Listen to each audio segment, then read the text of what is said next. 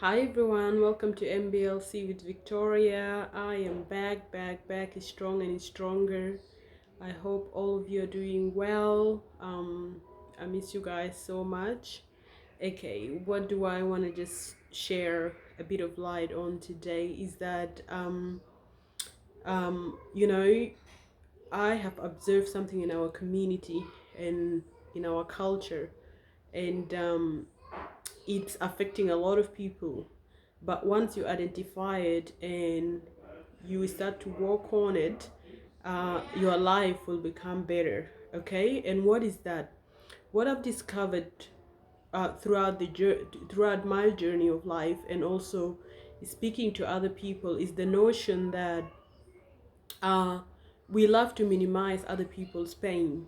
We as a community, we have this attitude of minimizing other people's pain, and comparing other people's pain always to ours or to someone else's, instead of validating how somebody is feeling or what somebody is telling you how they're feeling.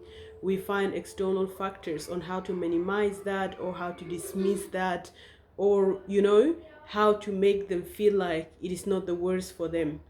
It is different when it's coming from a good place, but most of the time it's not coming from a good place, and other times it's not coming from a place of understanding. You see, two people may go through the same traumatic situation, but their responses will be different. One person may come out of there and just feel like, wow, that was really a tough time, but I'm glad I'm out of it, and they move on and the impact is very less. Another person who have experienced the same thing may come out of there completely damaged, distorted. Their response to that situation may be really different. But then we cannot then compare and say, person B have dealt with it better, then you are weak, or you are weak. Basically, that's why you're dealing with it the way that you're dealing with. No. um Let me say another situation. Someone may have lost a dog. Their dog passed away, and another person lost a child or a human being. And we say to the person who lost the dog, why are you grieving like that? You shouldn't be grieving like that, because it's just an animal. But maybe that's the only companion, maybe that's the only family they had, and we cannot minimize their grief because it does not look like ours.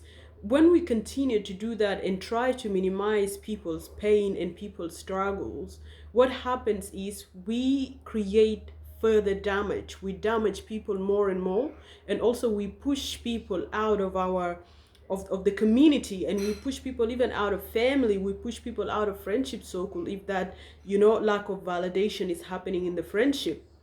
I was listening to a young girl who was raped, and she said it took her a long time to share it with someone. And when she shared it, the person told her, okay, if the rapist used protection, is that really rape? And she never spoke about it again. So I just want to highlight the importance of, it's better to be quiet and to shush and to hush and to shut up if you are not in position to really listen to somebody who's going through something. Even if they just spoke to you without any notice, you have the right to be able to tell them sorry.